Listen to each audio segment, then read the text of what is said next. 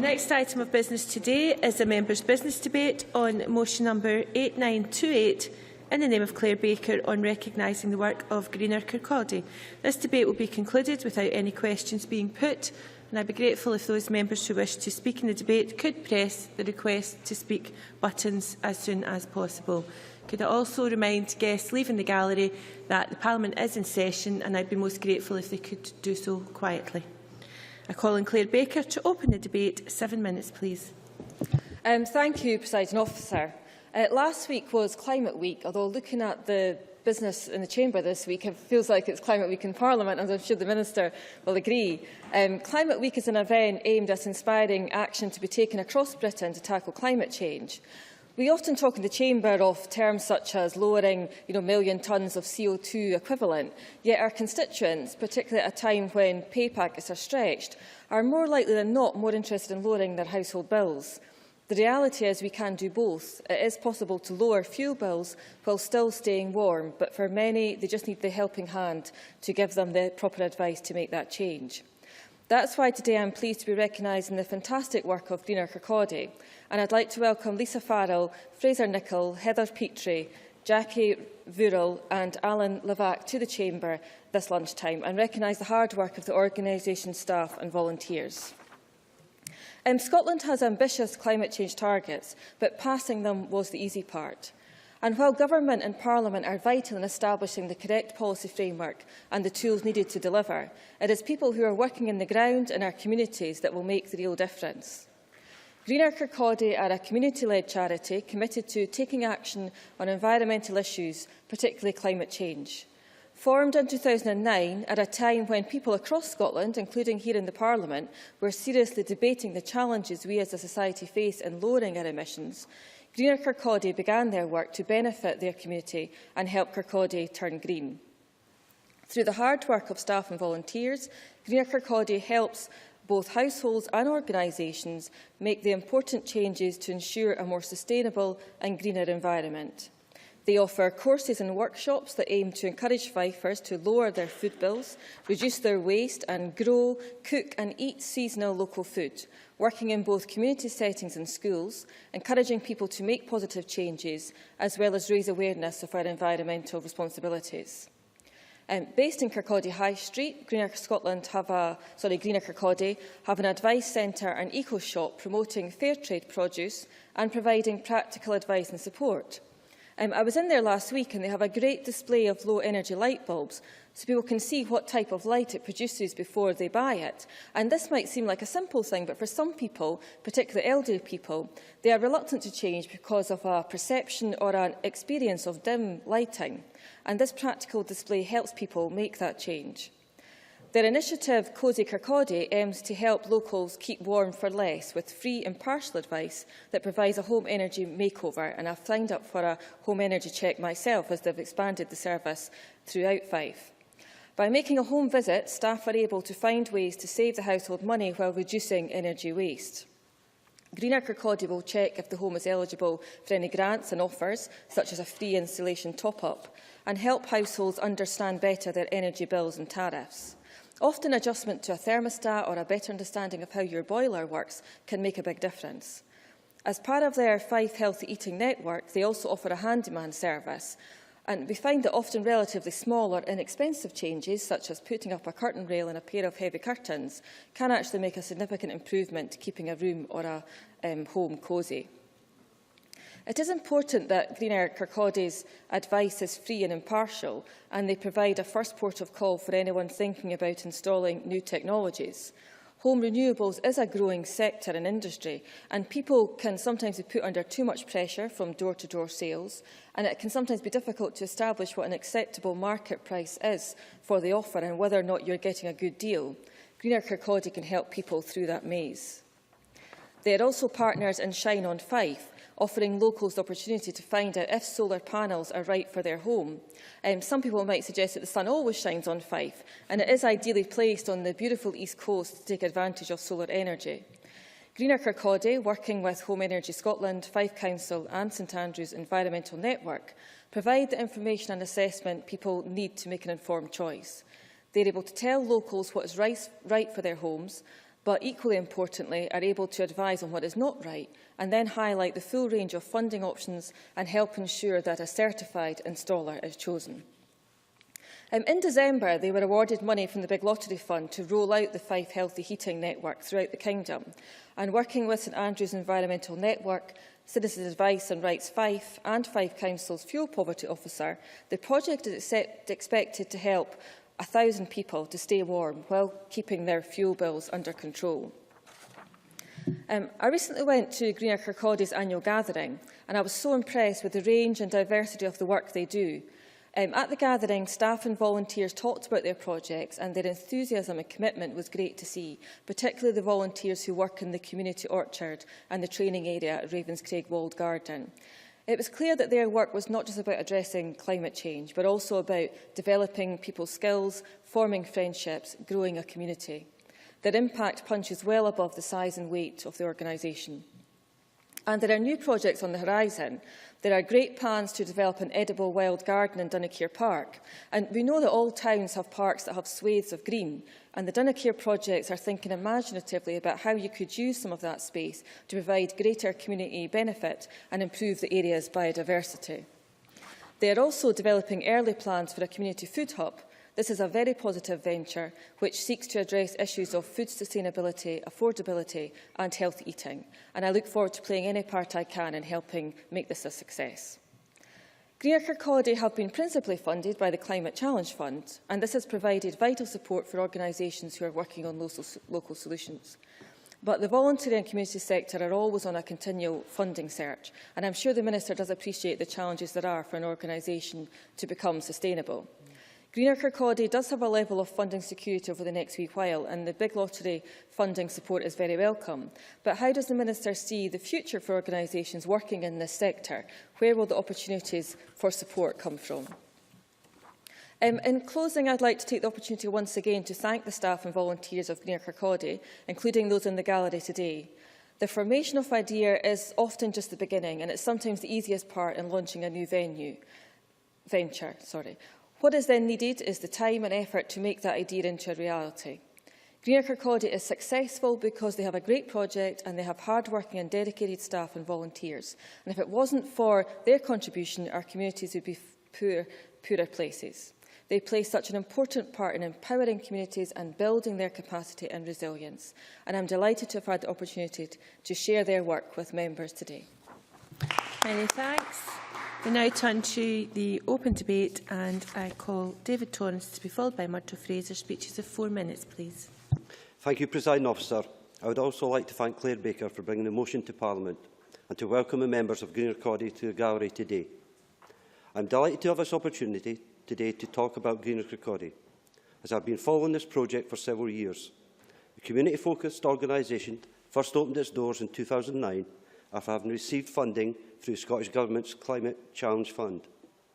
Since this day, Greener Kirkcaldy has supported individuals, families and companies in reducing their carbon footprint and fuel bills. The free, individualised advice offered by the organisation has truly helped many of my constituents. Considering that all major energy companies significantly increased their prices in 2013, I believe that the work carried out by Greener Kirkcaldy is of even greater importance. Statistics indicate that simple measures to save energy can have a huge impact. These include actions ranging from being more conscientious about household energy consumption, as well as adapting homes to modern environmental standards. For example, if adding 270 millimetres of loft installation, annual heating costs can be reduced by up to £175.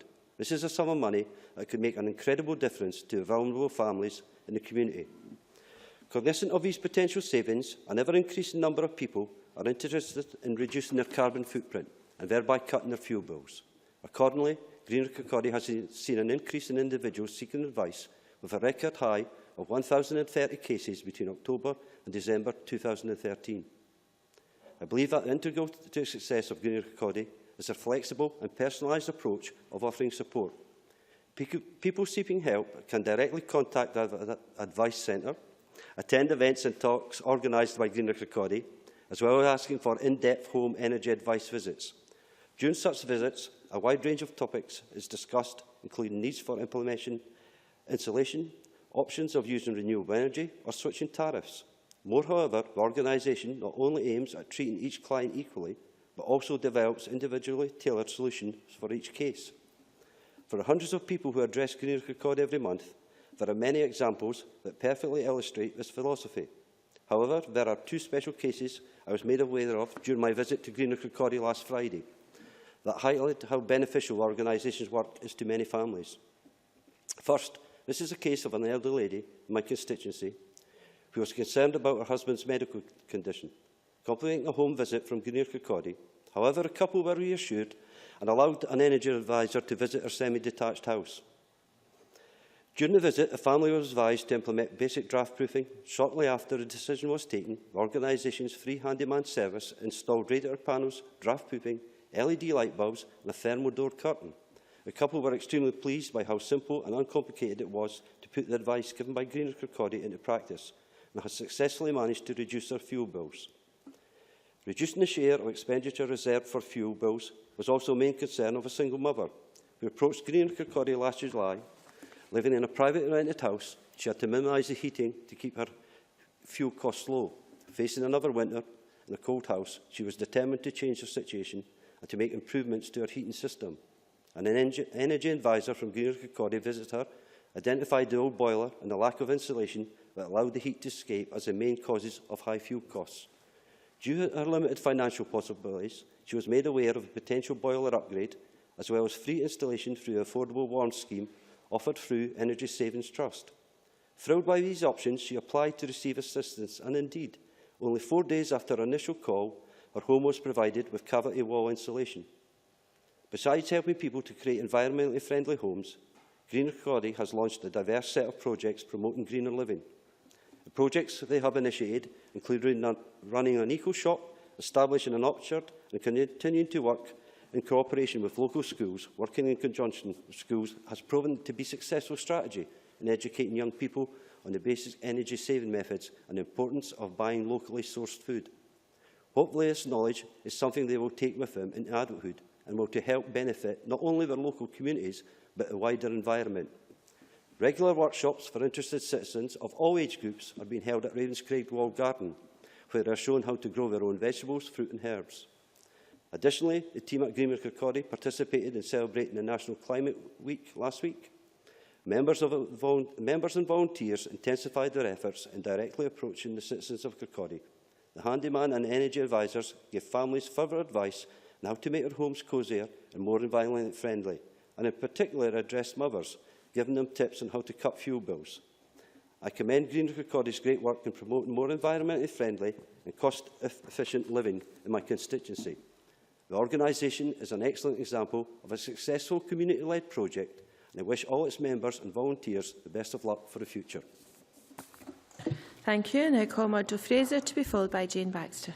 Thank you, Deputy Presiding Officer. Can I start by congratulating Claire Baker on securing this debate and join with her and David Torrance in commending the work of Greener Kirkcaldy. I think it's a particularly important debate this afternoon because we know the Green movement starts at home, and it's all very well us passing lots of legislation in this Parliament, but we have to take practical measures ourselves, and that's exactly what Greener Kirkcaldy are doing. And I think that they are both driving change and serving as an inspiration for environmental groups elsewhere in Scotland. Now, as we've heard, reducing waste, slashing bills and increasing energy efficiency is at the heart of what Greener Kirkcaldy is trying to achieve. By providing a free, friendly and accessible service, advisors at Greener Kirkcaldy are driving positive change in their community. Encouraging people to be more energy efficient and less wasteful will be crucial in managing carbon emissions.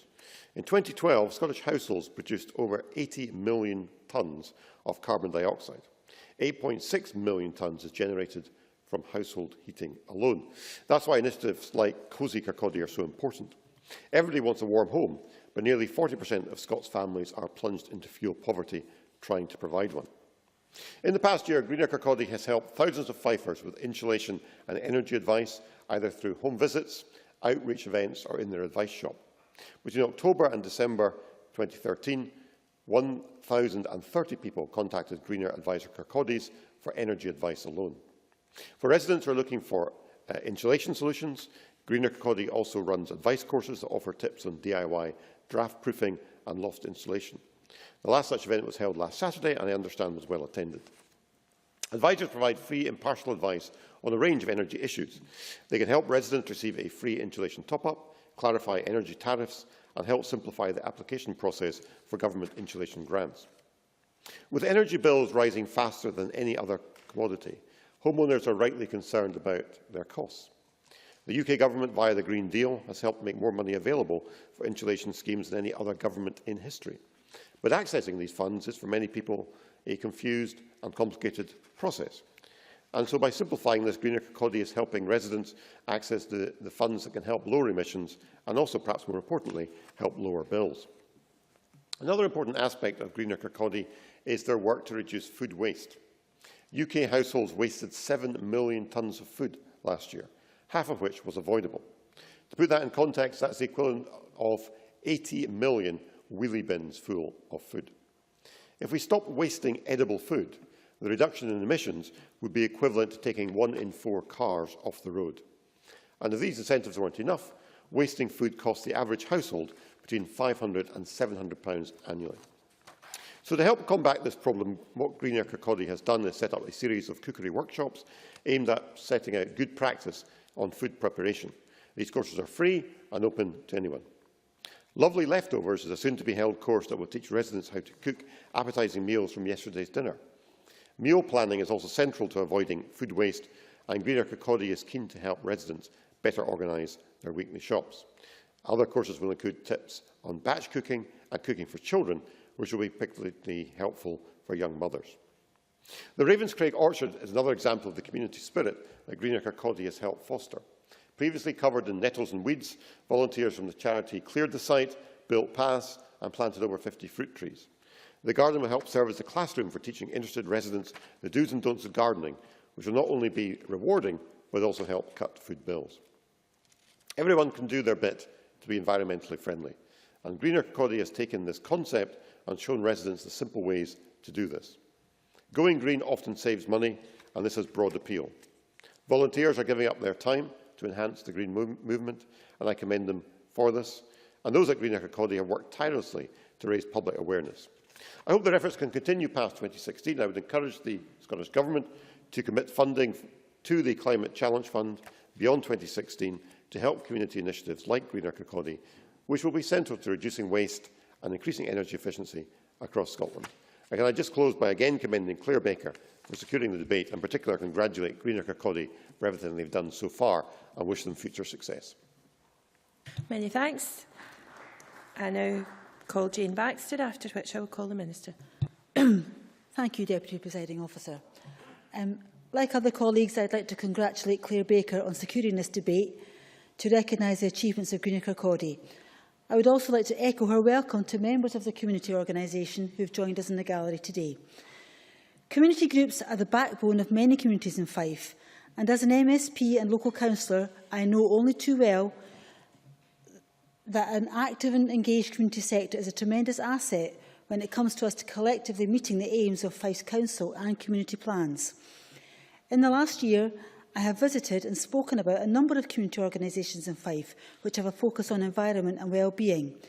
These include the Ecology Centre at Kinghorn, Broomhill Community Gardens in Burntisland and Evergreen in Kirkcaldy. And Greener Kirkcaldy, like these other groups, is showing the way in local communities by working with local partner organisations such as Fife Diet. They are vital in helping deliver the message about building strong, sustainable communities, and that the best way to do that is through the combined impact from each of us doing a little in order to effect a bigger change. By operating locally and engaging with schools and local groups, they add value to what others are doing. They've been very skillful in how they reach out to the community. They know that it's not all about meetings. People can come to an event or workshop, visit the advice centre or book a home energy advice visit. If they have a little spare time, they can become a volunteer, or they can become a signed-up member of what is a growing community of people learning about and working towards a Greener Kirkcaldy. So groups like Greener Kirkcaldy are absolutely vital in enabling people to begin to implement changes that could make a material improvement to their well-being, their neighbourhood and their planet. Without such projects, We would find it very difficult to see the high-level strategies and aspirations of complex yet important legislation translate into the reality of people's everyday lives. Lives which are often lived at a fast, stressful pace, with the emphasis on getting through the day, managing on a budget, doing several things at once. So against that background, how do we as politicians sell the concept of reduced, reuse, recycle to busy families? And thinking about yesterday's debate on air quality, or last year's considerations of RPP2, how do you make those proposals real for communities like these in and around Kirkcaldy? And when you look at last week's district heating and decarbonising heating debate, it becomes clear. You might well find yourself thinking, what's all that about? Sounds a bit technical, it's not really for me. But during that debate, we learned that an estimated £2.6 billion is spent each year in Scotland on keeping the temperature in our homes and businesses to our liking. So it's financially a very significant issue. And in my contribution last week, I spoke about the anaerobic digestion plant and district heating systems elsewhere in Fife, which are helping to create the energy we need to heat our homes. But I also recognise the challenge of fuel poverty and energy-inefficient homes and the negative impact these can have on people's lives. So that's why I particularly like Greener Kirkcaldy's Cosy Kirkcaldy project, which Claire Baker has mentioned and others have mentioned in their contributions today. Not only does it provide advice on ways to minimise a family's energy wastage, it helps you understand energy bills or what tariff is out there for you, as well as offering support for energy insulation top-ups and other schemes that could help keep the temperature up and the bills down in your home. So not just Cosy Kirkcaldy, clever Kirkcaldy. One of the pleasures of a members' debate is that the hard work and successes of local groups can be formally recognised by all parties across the chamber. So once again, Deputy Presiding Officer, I'd like to add my support to the motion today, and I look forward to see the project go from strength to strength in future. Thank you. Many thanks. And I now invite Paul Wheelhouse to respond to the debate. Minister, in around 7 minutes, please. Thank you, Presiding Officer, and I'm grateful to Claire Baker for highlighting for us today the continuing success of Greener Kirkcaldy and detailing the very many projects that the organisation is undertaking on behalf of the people of Fife. And can I take my own opportunity to convey my own congratulations and my own thanks to Greener Kirkcaldy for the tremendous work they are doing. I would hope and indeed encourage those involved to take great pride in their achievements, because they are many and indeed worthy of pride. Presiding Officer, Greener Kirkcaldy and groups like them are at the forefront of the delivery of climate change and environmental action in Scotland. Kirkcaldy is perhaps most famous as the birthplace of the great 18th century Scottish philosopher Adam Smith, the father of modern economics and author of A Wealth of Nations. He and fellow Scottish thinker David Hume were two of the most important figures in the history of Western philosophy and the Scottish Enlightenment. Hume spent his time thinking about the psychological basis of human nature. He concluded that desire and passion, rather than reason and logic, govern human behaviour. Whilst I'm hesitant to take a different view from an eminent man like David Hume, I do believe there's a real place for passion in climate change action. And from everything I've read and heard about Greener Kirkcaldy, they are nothing if not passionate. I think we can all agree with Hume, however, that actions rooted only in desire, without reasoned consideration of their likely consequences, are likely in many cases to lead to trouble. We see the effects of some such actions in severe weather patterns that are unleashing around the world and on our doorsteps, and causing immeasurable damage and despair. In our defence, we may say that as a society across the globe, we didn't realise that CO2 emissions from our activities had such a terrible legacy. We know the truth of the matter now, however, and that to keep global warming within tolerable limits, we need to make transformational changes in how we as individuals, communities and wider society live and interact with our wider environment. This is why, in a spirit of enlightenment, the Scottish Parliament passed our world-leading climate change legislation and emission reduction targets.